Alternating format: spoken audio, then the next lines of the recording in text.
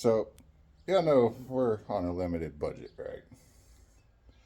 I just thought I should share this information with people just in case, they too are on a limited budget. I make my body panels out of other body panels. Like, for example, doing rockers. I blindly cut it out. That's the piece I cut out of the car.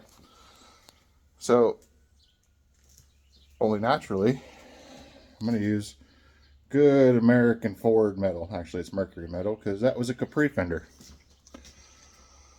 And I don't have an English wheel to shape it, but I'll tell you what I do have. I have a vise and a round hammer.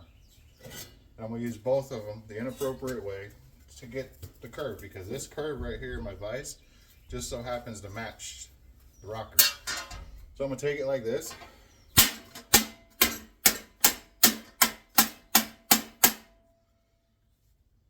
And voila, that's the same curve as my rocker panel currently. It's not perfect, but that's what body filler's for, right? And I can take it out right here, smooth it out with a body hammer and a freaking dolly, and do what I need to do. I can't afford rocker panels, so I'll make them.